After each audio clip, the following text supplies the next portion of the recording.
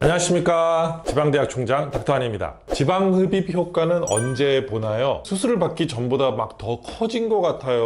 뭐 제 배가 아니면 제 팔이, 허벅지가 짧아지기는 하는 건가요? 이런 질문 많이 받습니다. 수술을 받는 분들 중에 언제 수술의 결과를 예상할 수 있는지 조급한 마음은 막 계속 있는데 어떻게 하면 돼요? 여기저기 계속 물어보고 이렇게 하시는 분들이 굉장히 많은 것 같아요.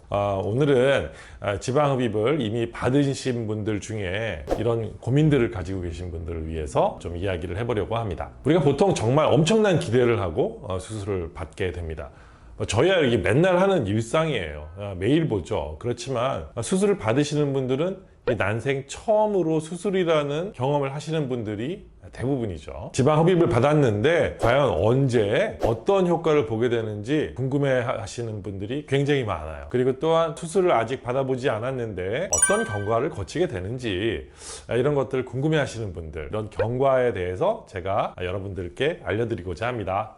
모양, 그러니까 이 붓기와 날씬해지는 결과, 통증, 흉터, 이런 것들이 어떻게 되는지 제가 한번 설명을 해보도록 하겠습니다. 붓기는 모양과 굉장히 밀접한 관계가 있습니다. 수술한 다음에 이렇게 부으니까 굉장히 커 보여요. 그래서 오히려 이게 살이 빠진 건지 아니면 더 커진 건 아닌지 이런 걱정을 하게 되는데, 근데 이런 걸 너무 일찍부터 걱정하는 분들이 많아요. 수술 받은 지 2, 3일밖에 안 됐는데 팔이 더 두꺼워진 것 같아요, 이런 걱정을 하시는 분들이 굉장히 많은데, 제일 우리가 많이 겪게 되는 것이 붓기죠. 제가 수술 과정을 좀 설명을 드리면, 수술을 할 때는 저희가 투메센트라는 용액을 만들어요.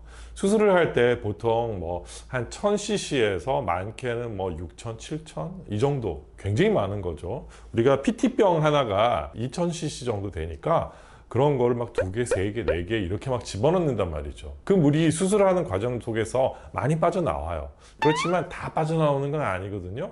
그렇기 때문에 엄청 붓습니다, 수술을 하면. 그리고 수술한 다음에 이 수액들이 다 못 빠져나오기 때문에 한 며칠에 걸쳐서 서서히 빠져나오게 됩니다. 우리 몸에는 배출되는 체액이 정맥만으로 배출되는 게 아니에요.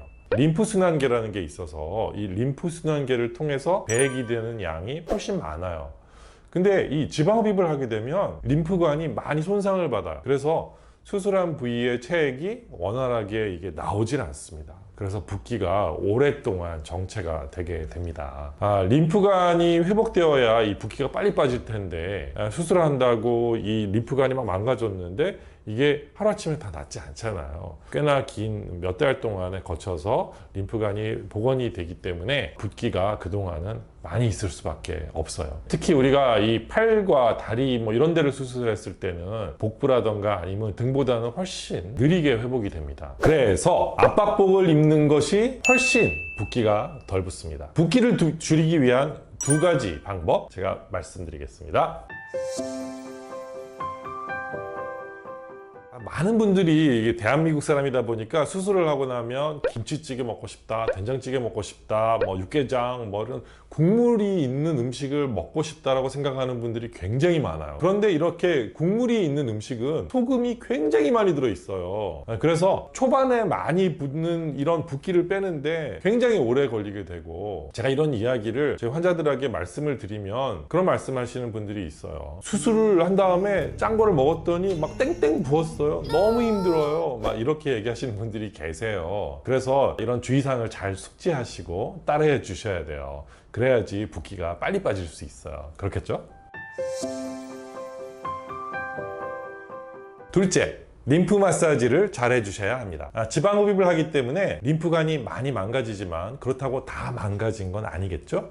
그래서 림프관이 세포 외액을, 그러니까 상처가 난 부위에서 만들어지는 많은 노폐물들이 잘 배출이 될 수 있게 이렇게 해야 합니다. 림프 마사지는 먼저 림프절을 눌러가지고 림프절을 비워줍니다. 그 다음에 림프를 마사지해서 림프절로 이렇게 림프가 움직여주게끔 이렇게 만들어주는 마사지를 말하는데요. 나중에 림프 마사지에 대해서는 좀 더 자세하게 다루는 영상을 찍어서 한번 올릴게요. 붓기 관리를 잘 해주면 굉장히 빠른 시간 내에 좋은 효과를 볼 수 있고, 회복도 빠르고, 몸이 느끼는 것도 굉장히 가볍고 이렇지만, 붓기 관리가 잘 안 되면 바본도 더 많이 생기고 붓기도 오래 가고 효과도 느리고 여러분들 보시기에 만족스럽지 못하고 이런 시간이 굉장히 길어지게 돼요. 한 달 정도 되면 바본이라는 게 생기게 돼요. 바이오 본드라고 하는 신조어인데 지방 흡입을 하고 난 다음에 딱딱하게 만져지는 데가 있다 라고 이해하시면 될 것 같아요. 바본이 완벽하게 없어지는 부위는 데는 많게는 한 1년, 2년 이렇게 걸릴 수도 있어요. 그런데 아무것도 안 하면 그렇게 오래 걸리지만 여러분들 이런 마사지를 열심히 하시고 주사요법이라던가 아니면 후관리 프로그램, 여러 가지 기기들을 이용해서 하는 후관리 프로그램 이런 것들을 하시면 이런 것들이 훨씬 빨리 없어질 수 있죠. 또 하나의 경우는 한 2달 정도 되었을 때 살이 좀 찐 분들이 계세요. 수술을 한 다음에 한 보름 정도 지나고 나면 식욕이 좀 당긴다는 이야기를 하는 분들이 간혹 있어요. 이때 굉장히 조심하셔야 돼요. 수술 전에는 다이어트를 해서 몸무게를 조금 줄이고 수술한 다음에는 회복을 위해서 엄청나게 먹고 이렇게 한 분들은 체중이 2kg, 3kg 막 쪄가지고 오세요. 수술을 했음에도 불구하고. 그렇게 만든 다음에 수술하신 원장님을 탓하는 경우가 있어요. 여러분들 수술한 다음에 식욕이 당긴다고 해서 너무 많이 드시면 안 돼요. 운동도 한 2주가 지나면 걷는 거를 많이 하셔서 적어도 체중이 늘지는 않게 하셔야 하는 행동을 반드시 하셔야 합니다.